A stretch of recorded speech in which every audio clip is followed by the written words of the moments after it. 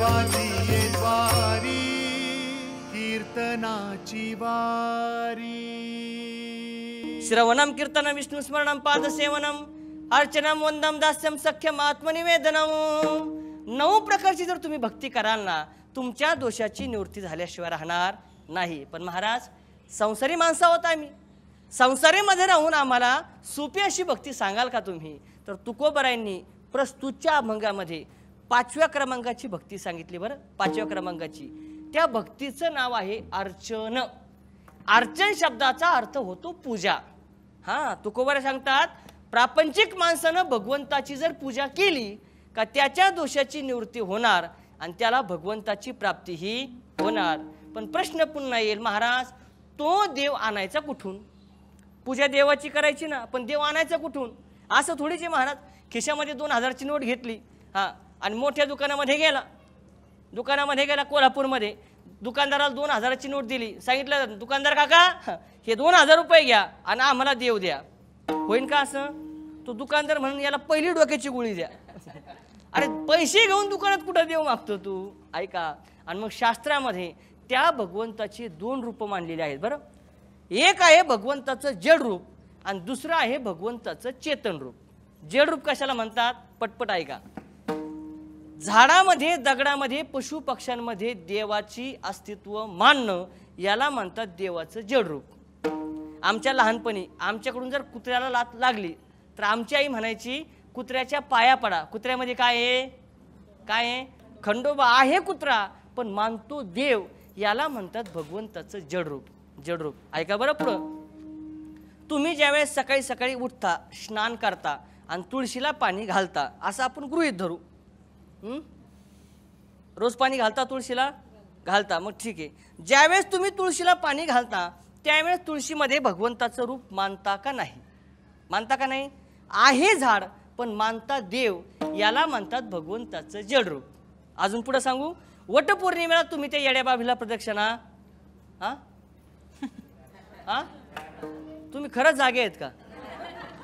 वटपौर्णिमे दिवशी कशाला प्रदक्षिणा घालता? वडाला। वडामध्ये देवाचं रूप मानता का नाही? आहे झाड पण मानता देव, याला म्हणतात भगवंताचे जड रूप। जसे भगवंताचे जड रूप आहेत ना, ऐका, तुळशीची पूजा केली, वडाची पूजा केली, उंबराची पूजा केली तरी भगवंताची पूजा ठरते। हां, तसं भगवंताचे काही चेतन रूप सुद्धा आहेत का त्यांची जर तुम्ही तुमच्या जीवनामध्ये पूजा केली ना, ती पूजा भगवान विष्णूची पूजा झाल्याशिवाय राहत नाही।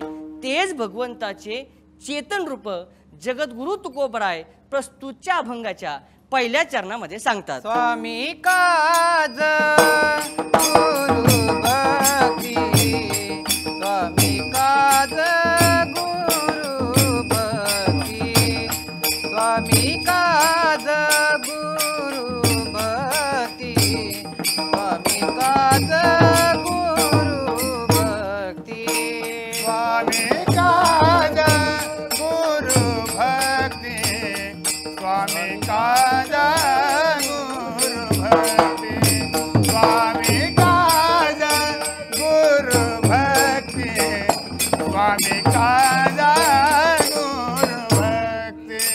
पितृवचन सेवापती, पितृवचन सेवापती, हीच विष्णूची महापूजा, हीच विष्णूची महापूजा, हीच विष्णूची महापूजा, हीच विष्णूची महापूजा। स्वामी काज गुरु भक्ती, हो स्वामी काज गुरु भक्ती, स्वामी काज गुरु भक्ती, हो स्वामी काज गुरु भक्ती, पितृवचन सेवापती, पितृवचन सेवापती, हेची विष्णूची महापूजा, हेची विष्णूची महापूजा। पितृवचन सेवापती, पितृवचन सेवापती,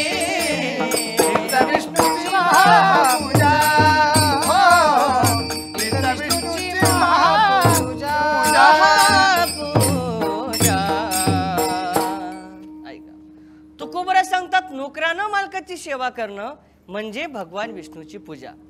शिष्यानं गुरु महाराजांची सेवा करणं म्हणजे भगवान विष्णूची पूजा. मुलांना आई वडिलांची सेवा करणं म्हणजे भगवान विष्णूची पूजा. आणि पत्नीनं पतीची सेवा करणं म्हणजे भगवान विष्णूची. तू म्हणता महाराज हा तर खूप सोपा पर्ल आम्हाला सांगितलं तुम्ही. मला सांगा ना, कोणता मुलगा आई वडिलांची सेवा करत नाही? सगळेच मुलं आई वडिलांची सेवा नक्कीच करतात. कोणता शिष्य गुरु महाराजांची सेवा करत नाही?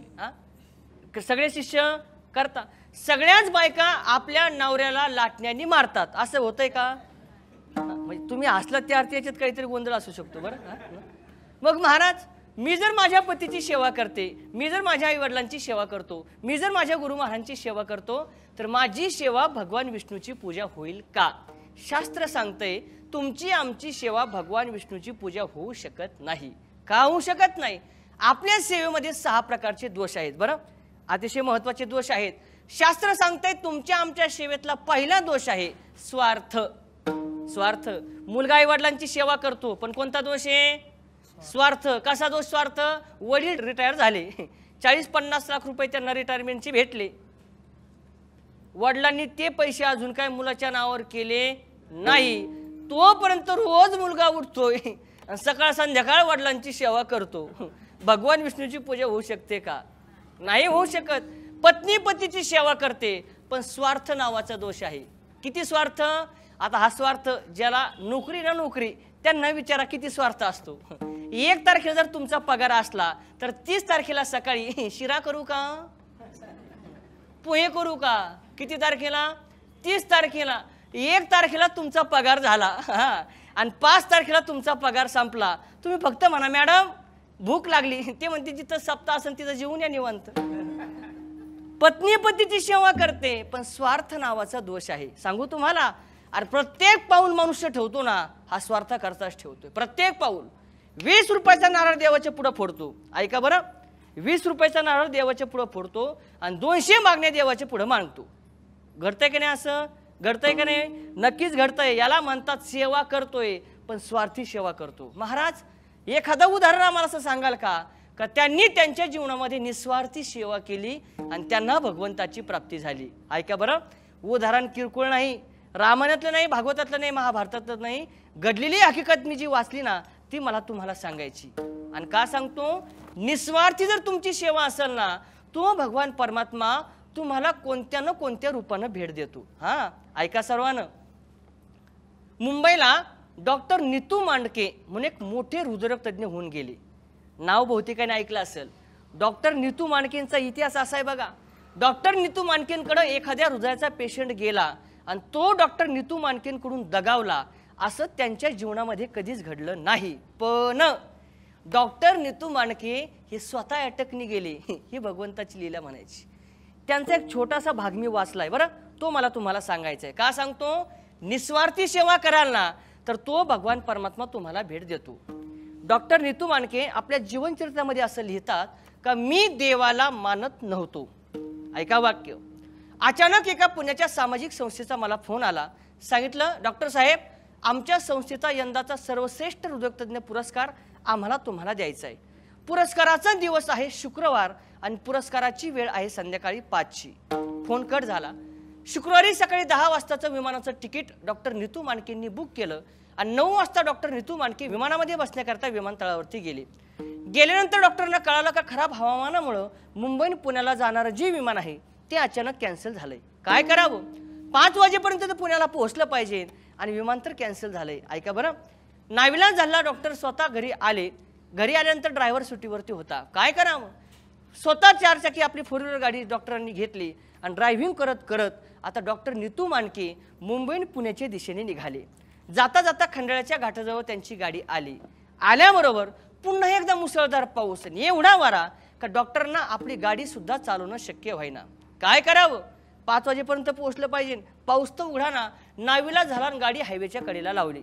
सगळ्यांनी ऐका, हायवेच्या कडेला लावली. मुसळधार वाऱ्याचा आणि पावसाचा वेग पाहता विचार केला मनामध्ये, गाडीमध्ये बसून अजून धोका पत्करण्यापेक्षा शेजारी 2 स्लॅबचं छोटंसं घर दिसतंय ना, त्याच्यामध्ये आपण निवारा म्हणून जाऊया. उतरले गाडीच्या खाली डॉक्टर नीतू मांडके धावत धावत घराच्या समोर गेले आणि घराचा दरवाजा डॉक्टर नीतू मांडकेंनी वाजवला.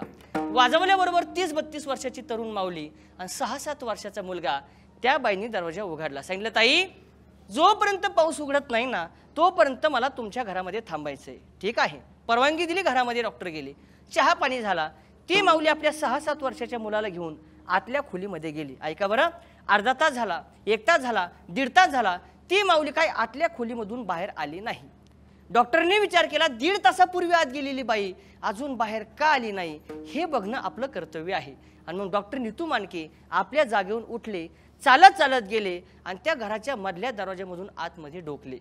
डोकावल्याबरोबर त्यांनी एक चित्र पाहिलं. काय चित्र होतं माहिती? 6-7 वर्षाचा त्या बाईचा मुलगा शेजारी झोपलेला. त्या बाईंनी मांडी घातलेली, समोर छोटासा पाळणा, त्यामध्ये भगवान श्रीकृष्णाची छोटीशी मूर्ती आणि त्या मूर्तीला ती बाई झोका देत होती. विचार केला, भगवंताची पूजा करते. बोलून पूजेमध्ये व्यत्यय आणण्यापेक्षा न बोललेलं बरं. पुन्हा डॉक्टर नीतू मांडके आपल्या जागेवरती येऊन बसले.